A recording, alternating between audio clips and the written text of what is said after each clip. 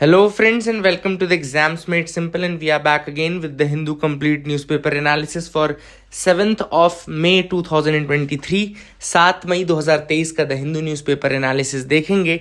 और आज संडे का दिन है। जो भी एनालिसिस है वो मैं जितना करूँगा उससे ज़्यादा आपको करने की ज़रूरत नहीं है। What ever will be completed उतने में ही क्वेश्चन अगर बनेगा तो बनेगा। स्टार्ट करते हैं। सबसे पहले तो प्रैक्टिस क्वेश्चंस आज के। जैसा कि आप देख रहे हैं यहाँ पे ओशन करंट है और रीजन लिखा हुआ है। आपको बताना है कि करेक्टली मैच्ड कौन कौन सा है।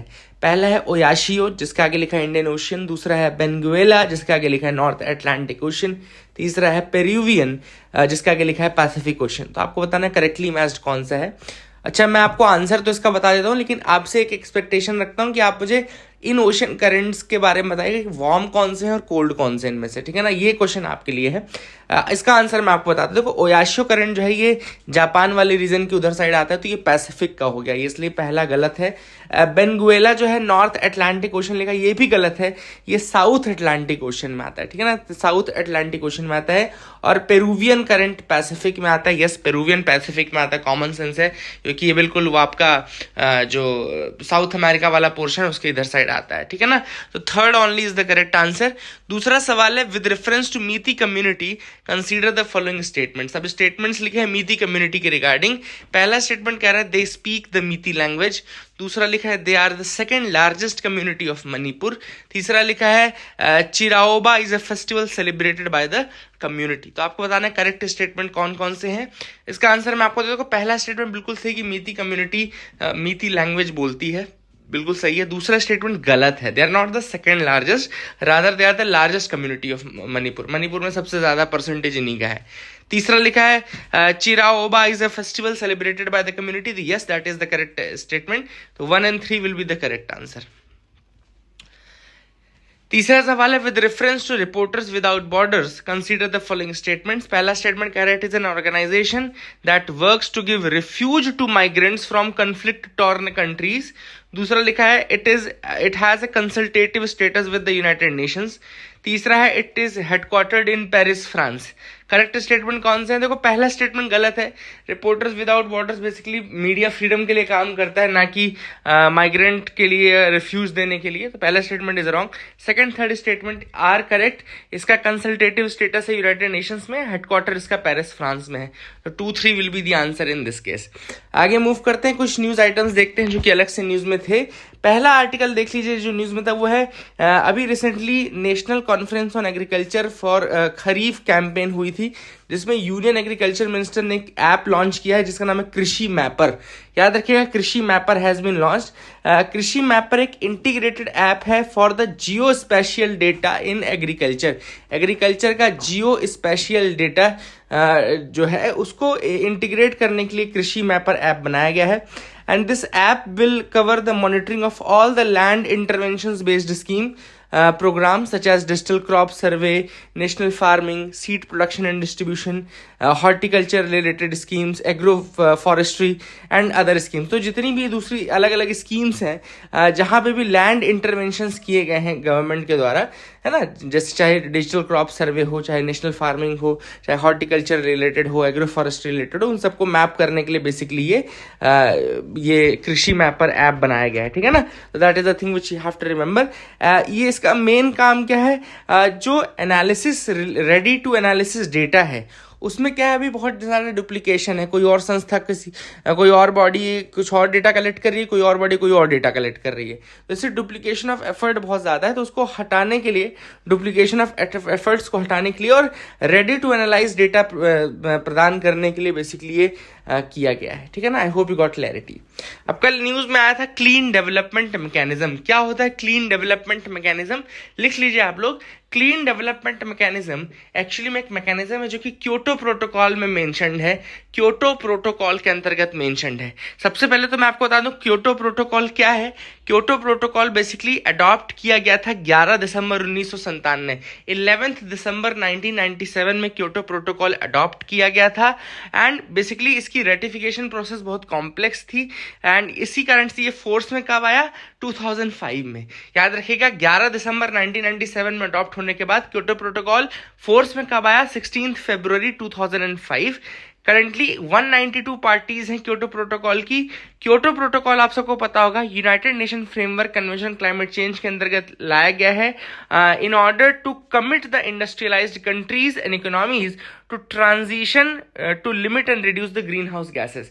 तो क्योटो प्रोटोकॉल का मेन काम यह है कि इंडस्ट्रियलाइज्ड कंट्रीज, डेवलपिंग कंट्रीज जो है वहां पे वो अपने ग्रीन हाउस गैस एमिशंस को किसी भी तरीके से कम करें, है ना। इसीलिए इनके लिए हर कंट्री को एक limited amount of carbon emission करने की परमिशन है ना। और इसी क्योटो प्रोटोकॉल के अंदर कुछ मैकेनिज्म्स मेंशन्ड है कि अगर मान लो कुछ कंट्रीज ज्यादा कार्बन एमिशन कर रही हैं अपनी लिमिट से और कुछ कंट्रीज कम एमिशन कर रही हैं अपनी लिमिट से, तो किस तरीके से वो एक दूसरे को अपने कार्बन क्रेडिट्स बेच करके या खरीद करके बैलेंस आउट कर सकते हैं, ठीक है ना। ये मैंने आपको पहले भी बताया है, कार्बन ट्रेडिंग इसे कहते हैं, it is one of the mechanism. तो कुल मिलाकर के 3 ऐसे मैकेनिज्म है जो कि क्योटो प्रोटोकॉल के अंतर्गत मेंशन्ड है। याद रखिएगा 3 मैकेनिज्म्स है जो क्योटो प्रोटोकॉल के अंदर मेंशन्ड है। उनमें से पहला है clean development mechanism. Clean development mechanism एक मार्केट मैकेनिज्म है जिसमें कि green house gas emission reduction attain किया जाता है। क्योटो प्रोटोकॉल के आर्टिकल 12 में क्लीन डेवलपमेंट मैकेनिज्म मेंशन्ड है, याद रखिएगा, है ना। और इसमें क्या होता है, क्लीन डेवलपमेंट मैकेनिज्म अलाउ करता है कि इंडस्ट्रियलाइज्ड या डेवलप्ड कंट्री को with an emission reduction or emission limitation commitment under the Kyoto Protocol to implement an emission reduction project in any of the developing country। Clean development mechanism के अंतर्गत क्या करती है, एक डेवलप्ड कंट्री जो है, एक इंडस्ट्रियलाइज्ड कंट्री जो है, वो किसी भी डेवलपिंग कंट्री में जाकर के एमिशन रिडक्शन का कोई प्रोजेक्ट अंडरटेक करते। इस लाइन को बहुत इंपॉर्टेंट तरीके से याद रखना। क्लीन डेवलपमेंट मैकेनिज्म में एक डेवलप्ड कंट्री किसी भी डेवलपिंग कंट्री में जाकर के करती है। देखो इसमें इसी क्योटो प्रोटोकॉल के अंदर एक और मैकेनिज्म है, जॉइंट इम्प्लीमेंटेशन बोलते हैं उसको, जॉइंट इम्प्लीमेंटेशन बोलते हैं। तो जॉइंट इम्प्लीमेंटेशन भी सिमिलर है सीडीएम जैसा, लेकिन एक छोटा सा अंतर यह है कि यहाँ पे डेवलपिंग कंट्री में ना जाकर के वो डेवलप्ड कंट्री में ही प्रोजेक्ट होता है। याद रखिएगा जो जॉइंट इम्प्लीमेंटेशन है उसका अंतर क्या होता है, अंतर ये होता है कि जो यहाँ पे कंट्री होती है, एमिशन रिडक्शन प्रोजेक्ट जो अंडरटेक होते हैं वो एनेक्स 1 कंट्री दूसरे एनेक्स 1 कंट्री में करती है, ना कि किसी डेवलपिंग कंट्री में। अच्छा देखो एनेक्स 1 कंट्री क्या है, इसमें एनेक्स 1 एनेक्स 2 अलग अलग एनेक्स ए एनेक्स बी कंट्रीज मेंशन्ड है क्योटो प्रोटोकॉल के अंदर, ठीक है ना। तो यहाँ पे डेवलपिंग कंट्री में नहीं किया जाता है प्रोजेक्ट जॉइंट इम्प्लीमेंटेशन के केस में। एक एनेक्स 1 कंट्री किसी दूसरे एनेक्स 1 कंट्री में ही जाकर के कर सकती है ना, जॉइंट इसमें डेवलपिंग में नहीं करती। लेकिन जो क्लीन डेवलपमेंट मैकेनिज्म है उसमें किसी डेवलपिंग कंट्री में जाकर के वो एमिशन रिडक्शन का प्रोजेक्ट जो है वो किया जाता है। और तीसरा जो मेथड है वो है कार्बन ट्रेडिंग, ठीक है ना, कार्बन ट्रेडिंग। तो कुल मिलाकर के एक जैसे ही प्रोजेक्ट है कार्बन ट्रेडिंग और जॉइंट इम्प्लीमेंटेशन और क्लीन डेवलपमेंट मैकेनिज्म, ये आप याद रखिएगा। आई hope you will remember all these.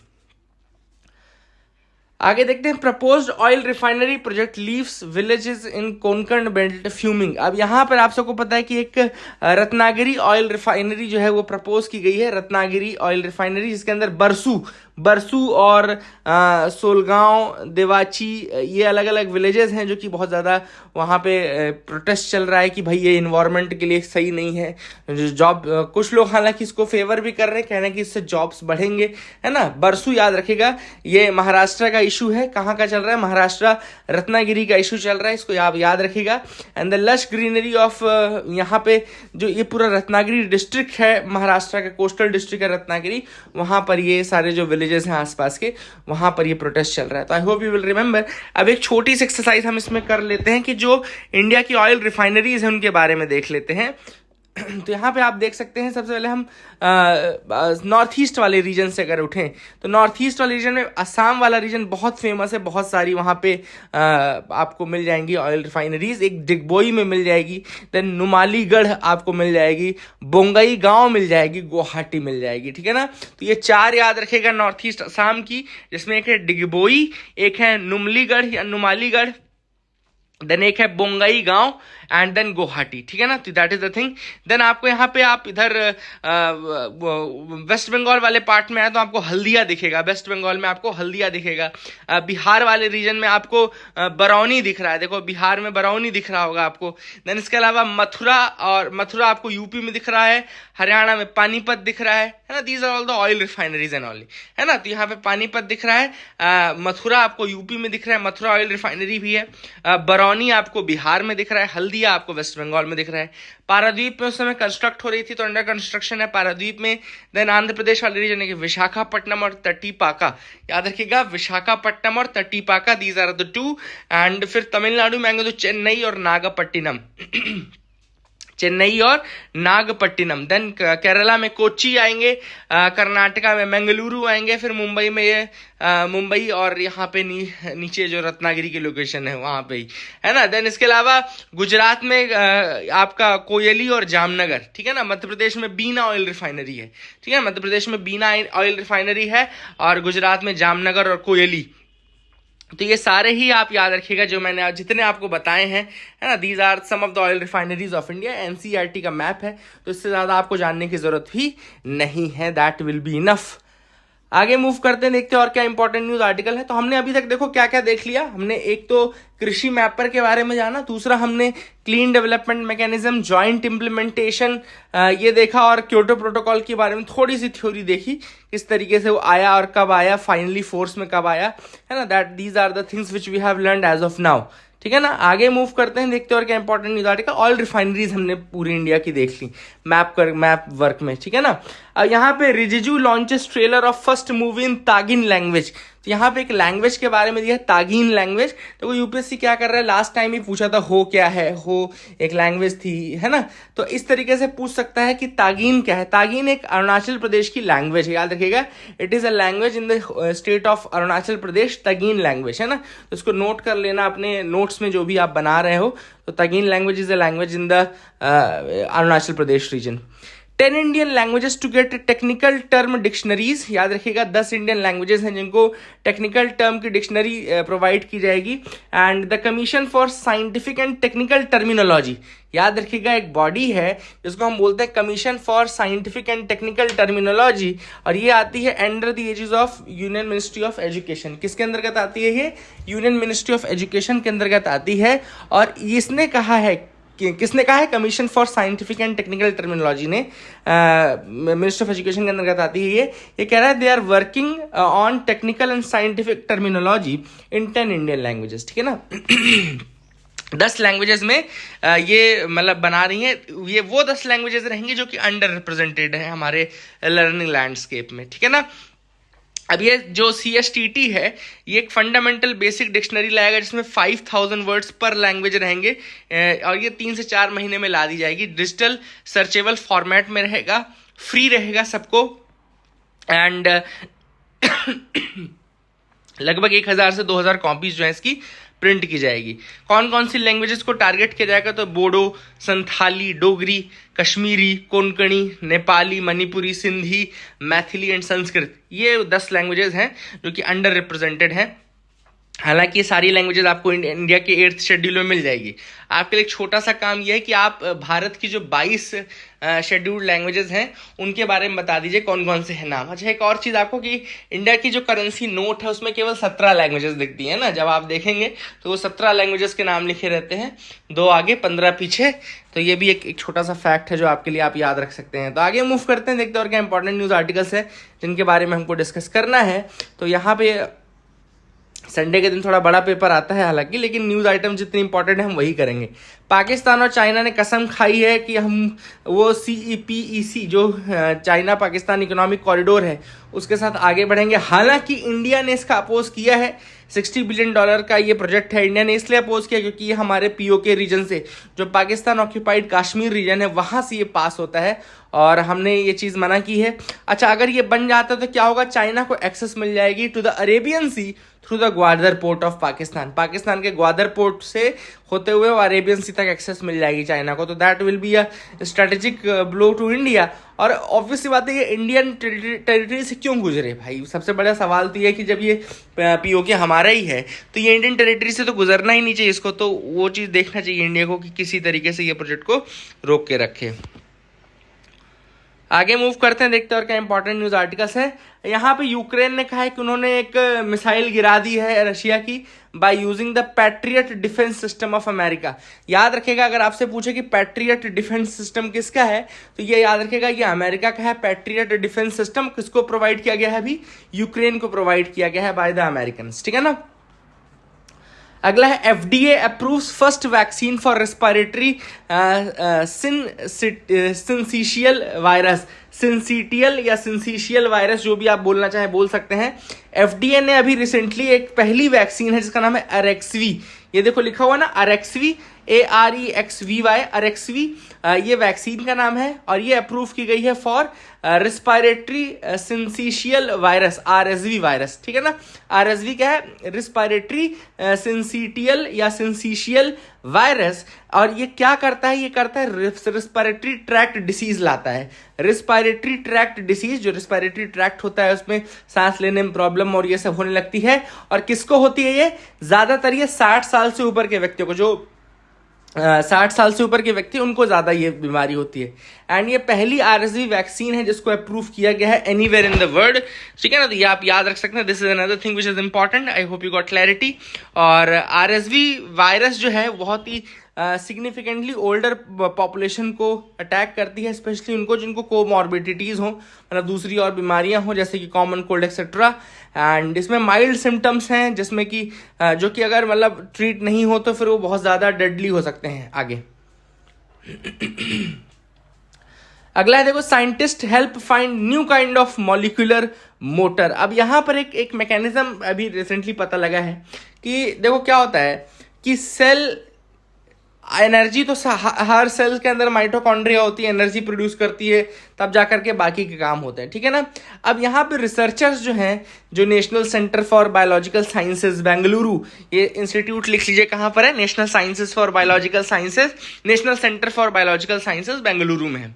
अब उन्होंने एक नया मॉलिक्यूलर मैकेनिज्म ढूंढा है एंड इसमें उन्होंने कहा कि जो सेल्स हैं वो बायोकेमिकल एनर्जी का यूज करके मैकेनिकल वर्क करती हैं। मतलब कि कैसा मैकेनिकल वर्क, कि जैसे सेल के अंदर जो चीजें पाई जाती हैं उनको हम सेल ऑर्गेनील्स बोलते हैं। ये भी आपको पता होगा कि सेल के अंदर जो चीजें पाई जाती हैं उनको हम क्या बोलते हैं, सेल ऑर्गेनील्स बोलते हैं। तो इन्होंने क्या कहा कि सेल को सिर्फ एनर्जी प्रोड्यूस करके ऐसे बॉडीली फंक्शंस नहीं करने होते हैं, सेल को उनके अंदर के जो ऑर्गेनील्स हैं वो भी मूव करने होते हैं। और वो मूव करने के लिए दे यूज द बायोकेमिकल एनर्जी। वो क्या यूज करते हैं, बायोकेमिकल एनर्जी यूज करते हैं ताकि मैकेनिकल वर्क कर सके, है ना। एंड ये जो चीज है basically this is what is the function of a molecular motor, है ना। This is how the molecular motor works.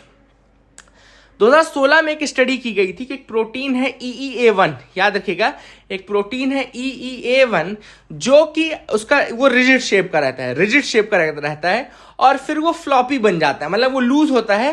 और जब वो लूज होता है तब जाकर के जो टू मेम्ब्रेन्स है इनसाइड द सेल वो एक दूसरे के क्लोजर मूव करते हैं, ठीक है ना। अब नई जो स्टडी आई है वो ये कह रही है कि ये जो EEA1 है ये पहले लूज होता है और फिर दोबारा रिजिड होता है, इट अगेन बिकम्स रिजिड, और जब दोबारा ये लूज होगा तब दोबारा मैकेनिकल मूवमेंट होगा। तो इसके by repeated rigid and floppy nature के कारण ही ये 2 पार्ट मॉलिक्यूलर मोटर की तरह काम करता है और मैकेनिकल वर्क करता है inside the cell, mechanical work inside the cell, ठीक है ना। अच्छा, EEA1 प्रोटीन जो है अपनी एनर्जी कैसे निकालता है, GTP हाइड्रोलिसिस की प्रोसेस से, by the process known as GTP hydrolysis.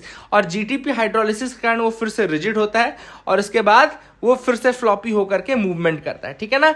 I hope you got clarity. जो भी थोड़ा बहुत समझा पाया मैंने वो समझाने की कोशिश की है। I hope you got clarity regarding this as well. यहाँ पे ऐसी कोई न्यूज आइटम नहीं है जो हम डिस्कस करें। That is it for the day friends. I hope you like our video. Keep loving us, keep sharing us. Thank you, have a nice day.